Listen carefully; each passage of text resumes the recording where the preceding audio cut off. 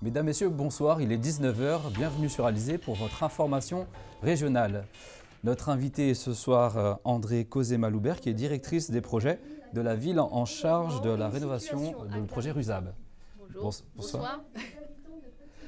Alors, donc la rénovation urbaine des Abîmes est le plus important chantier en Outre-mer actuellement. Qu'est-ce que ça implique pour votre territoire ?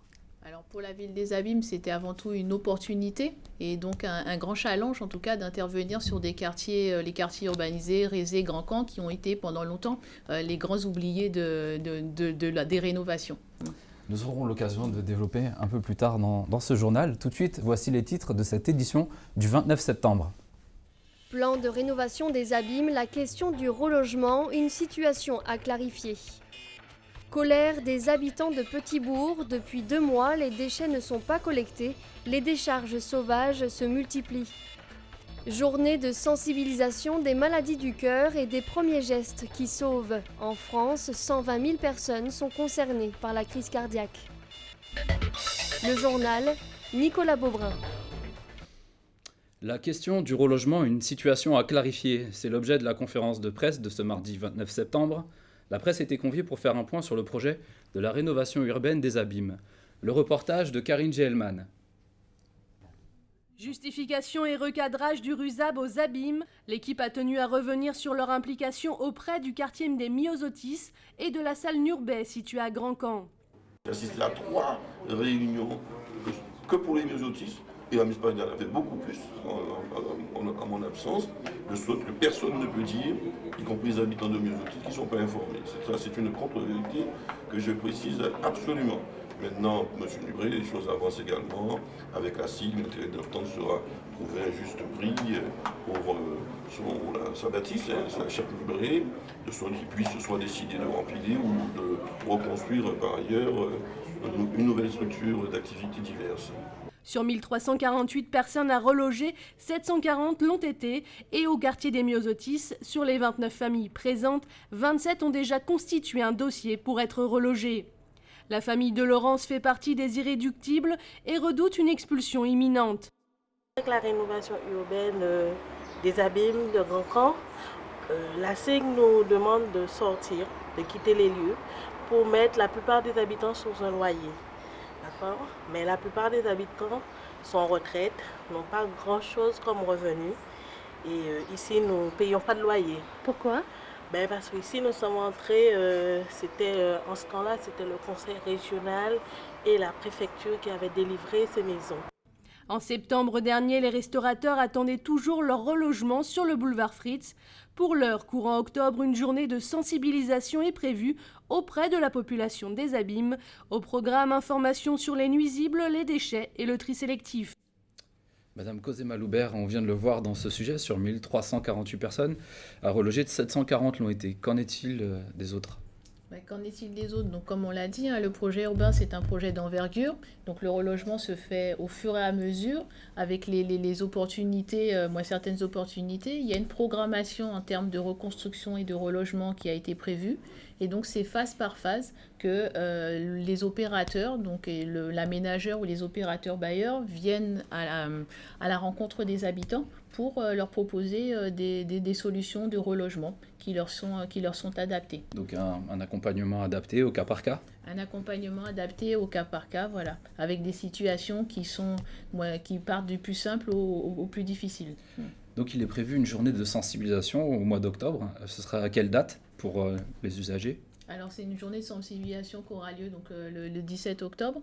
Donc c'est un travail qui a été mené en collaboration donc, avec le CIVAD. Donc il est question aujourd'hui donc, de sensibiliser l'ensemble des habitants du quartier de Grand Camp, notamment aux traitements et aux gestes les plus simples de la vie quotidienne qui permettent d'éviter des situations telles qu'on peut les connaître dans des quartiers, sur le traitement des déchets, le traitement des encombrants et quotidiennement.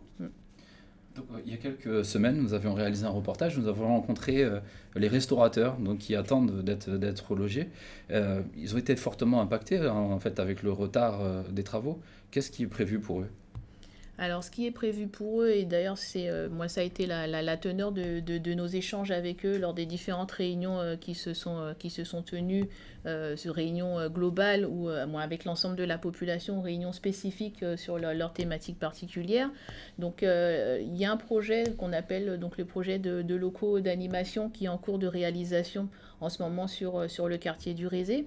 Et il était question, en tout cas, l'objectif qui est aujourd'hui visé par la collectivité, c'est surtout de régulariser en tout cas la situation de ces commerçants, parce qu'on est quand même sur du commerce d'opportunité.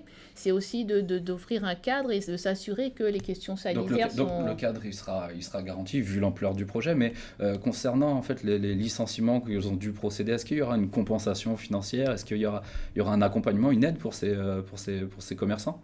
À ce jour, en tout cas, on n'a pas eu de demande en ce sens de la part des commerçants. Ce qu'on peut savoir, en tout cas, c'est qu'avec les chambres consulaires et le service de la direction de la vie économique de la ville, il y a un accompagnement qui est prévu. Les commerçants donc, qui ont été recensés donc, travaillent de concert avec ces trois entités pour monter un projet personnel, un projet économique qui soit viable et pérenne dans le temps. Donc, une dernière question. Hein. Donc, la fin des travaux est prévue pour 2019. Donc, quel sera le nouveau visage des Abîmes?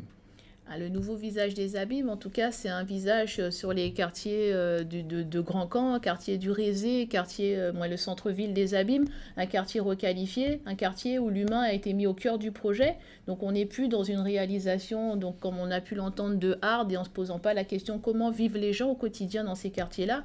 Donc aujourd'hui, c'est ce qui est mis au cœur du projet, qui est mis en avant. Donc c'est pour ça que, comme on l'a vu dans le documentaire, le député maire l'a répété, la concertation, elle a eu lieu depuis 2006 et la concertation, elle est maintenue et elle dure tout au long du projet et elle durera jusqu'à 2019-2020, jusqu'à ce que les gens s'approprient ces nouveaux quartiers et en prennent pleinement possession. Donc ça fait attendre 2 ans encore, 2 ans de patience. Ça fait certainement attendre, mais en même temps, on est dans une co-construction parce qu'on est bien sur un projet où on explique que c'est en fait vivre ensemble et construire ensemble ce projet-là.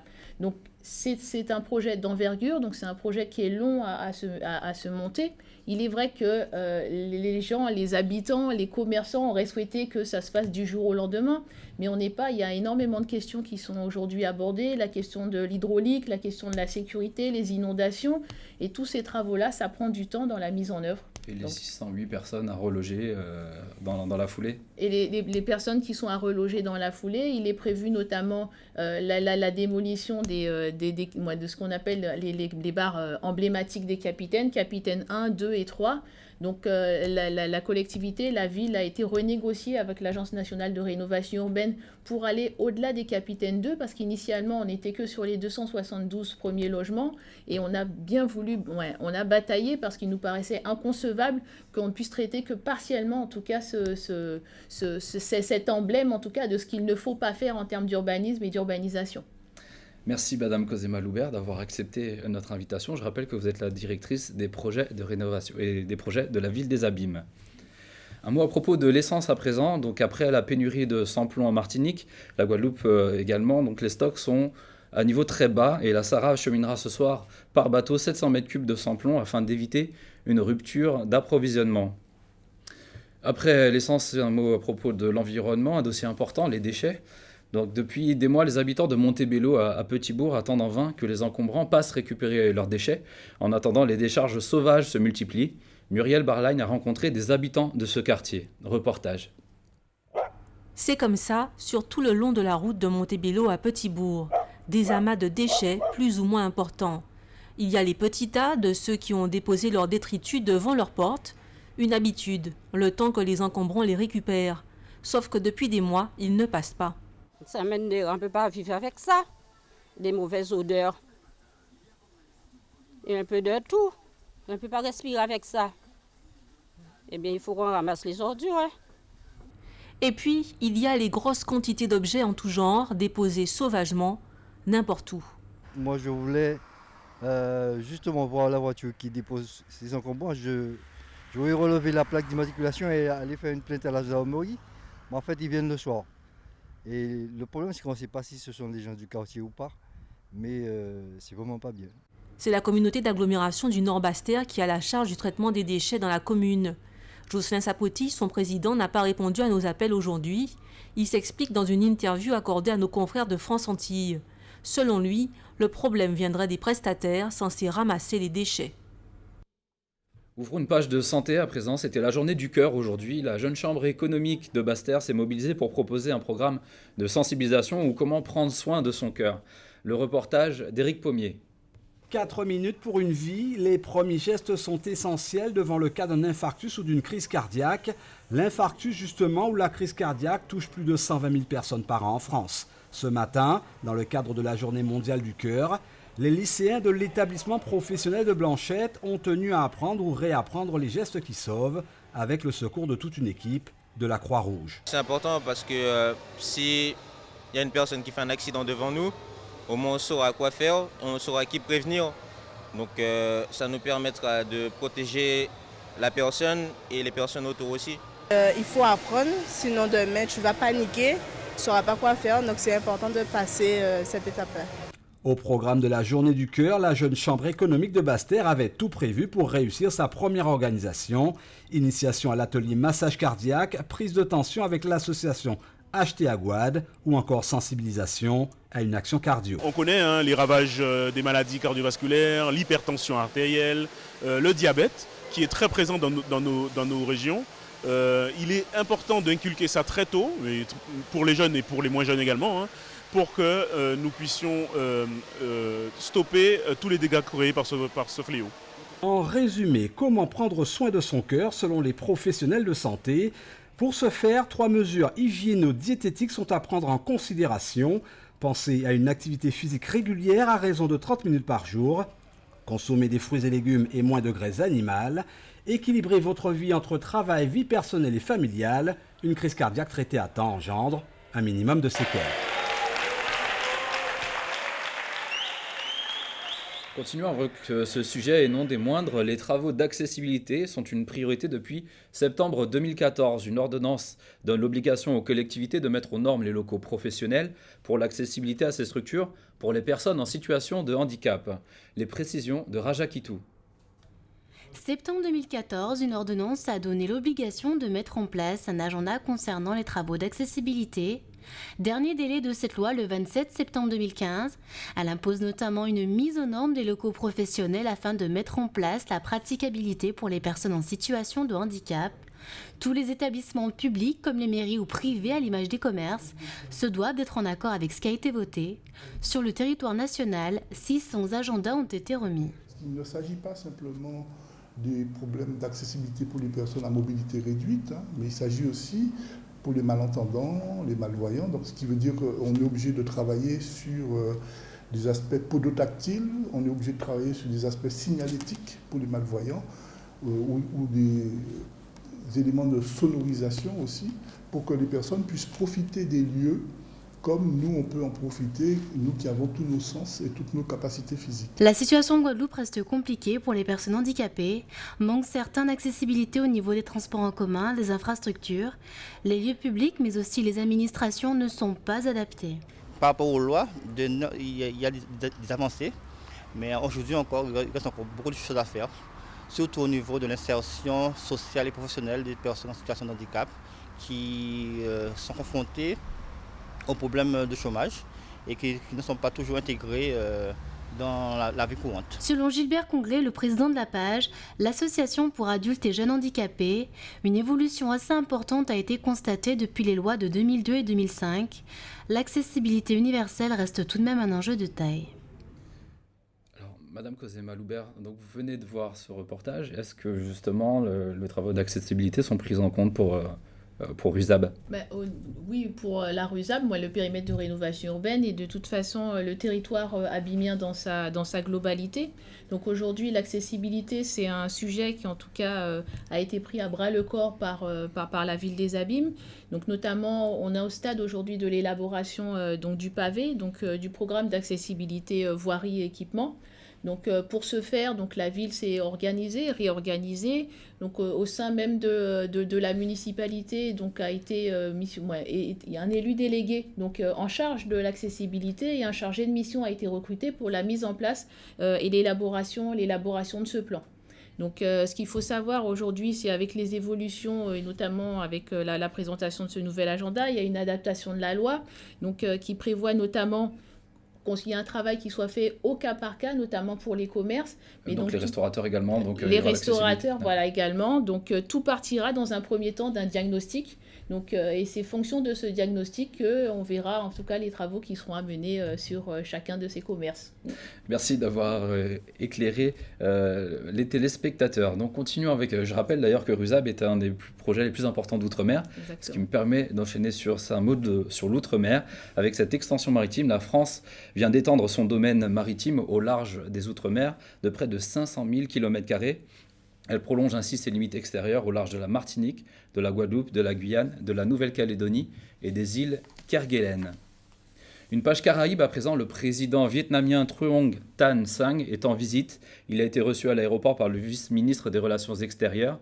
Venu en réponse à une invitation de son homologue cubain, le général d'armée Raúl Castro Ruz, le président vietnamien sera décoré de l'ordre José Martí, la plus haute distinction décernée par le Conseil d'État de la République de Cuba. Saint-Martin, à présent, l'île veut attaquer l'État français en justice depuis son changement de statut. Saint-Martin peut percevoir des droits de timbre sur ses recettes, mais les dispositions prévues par la loi n'ont été signées qu'en 2013 avec la Française des Jeux. La collectivité réclame donc la somme non perçue entre juillet 2007 et fin 2012, soit 2,5 millions d'euros. En autisme, à présent, un mot sur la Mini Transat. Éric Pommier a rencontré Luc Coquelin qui nous raconte l'aventure solitaire en mer. Reportage. Mini Transat aujourd'hui rime avec repos, 11 jours après le départ donné en effet le 19 septembre. Repos, du moins pour tous ceux qui ont déjà franchi la ligne d'arrivée, pour regagner Lanzarote aux îles Canaries, en tête le français Davy Baudard. Et les autres, ils étaient 72 au départ, certains ont déjà jeté l'éponge. Mais attention, le règlement de la Mini Transat Île de Guadeloupe est clair. Tout concurrent qui finit hors délai, 6 jours après le premier de chaque catégorie, sera compté hors du temps sur la première étape. Il pourra néanmoins lever l'ancre pour la deuxième étape et se verra attribuer pour ce premier tronçon de course le temps de fermeture de la ligne, plus 24 heures. Le ton est donné, c'est ça la Mini Transat et pourtant, ils veulent tous y participer. Je me suis retrouvé sur l'Atlantique sur des si petits bateaux et aussi vivants. Ce sont des bateaux à la limite très puissants. Si on fait le rapport de surface, voilure et déplacement, c'est-à-dire le poids du navire, c'est vraiment des machines de guerre. Participer dans un cockpit à peine plus grand que l'espace intérieur d'une Twingo, les marins cherchent à coup sûr l'aventure extrême. Le quotidien n'est pas de tout repos. En fait, un petit peu comme toutes les courses en solitaire, on ne va pas beaucoup dormir la nuit. Parce qu'en fait, se réveiller en cours de nuit pour, par exemple, affaler un spi, c'est compliqué. Donc on préfère faire des toutes petites siestes, voire des micro-siestes la nuit, et plutôt se reposer le matin. Je dirais que le matin, voilà, à partir du moment où le soleil se lève, on commence à se reposer un petit peu, on prend un bon petit déjeuner, mais il faut déjà prendre la météo. Nouveau challenge et lever des voiles dès le 31 octobre pour les rescapés d'une Mini Transat 20e édition.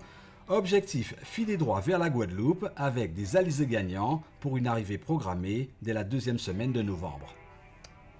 Notre second invité vient de nous rejoindre sur le plateau, monsieur Victor Jean-Noël, qui est, vous êtes vous-même skipper et coach de Karl Chipotel. Bonsoir. Bonsoir.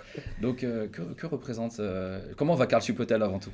Alors, je ne suis pas son coach, j'ai été son formateur. C'est à Sainte-Anne qu'il a appris et je ne suis pas le seul. Et mon adjoint Jocelyn Philibert a beaucoup travaillé avec lui. C'est important de rendre à César ce qu'il a. Et puis, il a grandi et maintenant, il a décidé tout seul d'aller sur l'Atlantique. Donc, c'est un homme et un marin qui s'est engagé personnellement. Je l'ai eu au téléphone. Il est à la fois heureux de son parcours et un peu déçu à tort de sa performance, parce que c'est une belle performance. Il arrive 24e sur 46 bateaux et qui compte 2 abandons.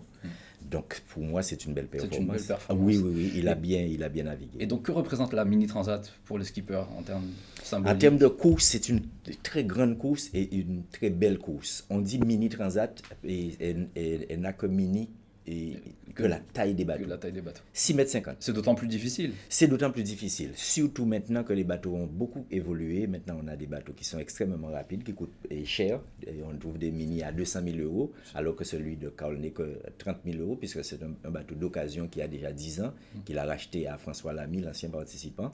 Et donc, c'est une classe qui a beaucoup évolué. La haute technologie est présente. Les voiles sont de haut de gamme. Les bateaux, les mâts carbone. C'est un vrai banc d'essai pour la course au large d'une façon générale. Donc, c'est une très, très belle course et à laquelle Carl a très bien fait de participer. Vous avez vous-même vécu la Mini Transat? Oui, en 91. Qu'est-ce qui est le plus dur quand on participe à un tel challenge? Tout est dur, mais c'est une formidable école. Tout est dur, la recherche de partenaires, déjà monter son dossier, chercher les moyens, chercher les sponsors, s'entraîner. Nous, on est aux Antilles. Moi, j'ai fait tout le parcours dans la Caraïbe. J'ai fait mon parcours de qualification à l'époque en allant contourner la Barbade et retour. Sous un voilier que j'avais d'ailleurs racheté à Luc Coquelin, parce que lui, il est un ancien participant de la Mini. Ensuite, il faut partir avec le bateau, on ne traverse pas, mais on a des concurrents qui sont partis d'ici, qui ont traversé l'Atlantique avec leur voilier. Et puis, tout mettre en œuvre le long des côtes françaises, aller prendre le départ au port. Là, c'était Douarnenez pour moi, en 91. Et puis, quand on est dans la vraie vie, dans la vraie course, eh bien, c'est le mauvais temps. C'est le mauvais temps le plus difficile. On a des vagues, on a du vent fort, on a l'océan avec sa vraie dimension, et nous, dans des petits bateaux, où il faut très peu dormir, il faut faire attention au cargo, et où aussi une difficulté supplémentaire qui est rajoutée par l'organisateur, parce que c'est dans l'esprit de cette course-là, parce que c'est vraiment l'océan à main nue. L'année 91, c'était la dernière année où on pouvait encore traverser avec le sextant et la montre. Et là, maintenant, ils ont le GPS, mais ils n'ont pas d'informations, très peu d'informations météo. Et donc, on apprend aussi, c'est l'école de la mer, l'école à interpréter et analyser le temps pour pouvoir se faire et la météo, en plus de celle qu'on reçoit, mais qui est vraiment réduite. Ça fait des difficultés supplémentaires. Et concernant l'escale, en fait, à Lanzarote, donc c'est jusqu'au 31... Jusqu'au 30 octobre. 30 octobre, oui. Donc pourquoi l'escale est si longue? Eh bien, parce que on a vu la précédente édition où l'organisateur a repoussé à plusieurs reprises le départ de la course parce qu'on est encore... Transat aujourd'hui rime avec repos. Vous pouvez continuer, hein, vous en faites pas. Et pas de souci. Et donc, on a la période des dépressions qui balaye le golfe de Gascogne. On en a eu, l'année où j'ai participé, il y a eu quand même 2 marins qui ont péri, et parce qu'on a vraiment on a eu une très grosse tempête dans le golfe. Donc on observe justement la météo. On observe la météo pour pouvoir donner une fenêtre, et la fenêtre était favorable pour le départ de Carl, parce qu'ils ont eu du vent pas autant fort, mais du vent pas autant qui leur a permis d'arriver à... Justement, le voit les téléspectateurs peuvent voir les images. Super. Ouais. Et ensuite, ne pas se précipiter sur l'Atlantique, parce qu'on est encore en période cyclonique. Et donc, c'est pour ça qu'on retarde le départ aux Canaries, en sorte que les marins ne soient pas exposés aux effets par mesure de précaution, par mesure de prudence. Retarder le départ là-bas pour éviter les tempêtes et retarder le départ sur l'Atlantique pour éviter la période cyclonique. Alors, Victor Jean-Noël, une dernière question. Donc, pourquoi 2 catégories, prototype et série? Eh bien, les bateaux de série permettent à des bateaux qui ont déjà fait leur preuve et qui existent en plusieurs unités de continuer à concourir. C'est un peu la catégorie amateur ou amateur éclairé. Et quoi qu'on trouve de très bons marins, on a pu le voir, des bateaux qui sont déclarés bateaux de série qui sont en lutte avec les prototypes. Et les prototypes, parce que c'est encore le banc d'essai, c'est la recherche, c'est la technologie. On a des bateaux qui sont en carbone, avec des mâts carbone, avec des foils. Bref, on a le high-tech avec ces bateaux-là. Et ces bateaux-là servent de banc d'essai pour tout ce qui est Vendée Globe. Après, les mises en œuvre, on est dans la recherche pour le futur. L'ouverture vers le futur. L'ouverture vers le futur. Et puis la créativité, les architectes navals se lâchent et les marins aussi. C'est une très très belle épreuve. Monsieur Victor Jean-Noël, merci d'avoir accepté notre invitation et d'être venu sur notre plateau. C'est moi qui vous remercie. Donc continuons dans l'élément eau. Donc les tours d'eau, les fameuses coupures seraient en voie de résorption selon le président du SIAG, Laurent Bernier. Mais à ce jour, aucun communiqué n'a été diffusé. Donc nous ne pouvons pas vous communiquer, c'est les traditionnels tours d'eau. En revanche, certaines communes vont subir des coupures d'électricité. Il s'agit des abîmes, donc le Rézé, donc avec la résidence Les Quartiers. Donc avec les résidences Les Quartiers de 8h à 12h. À Bémao également, donc de 8h à 11h. Saint-François, en Salabarque, Simonière, Roche et Blonval de 9h à midi, et à Saint-Claude de 8h30 à 14h30.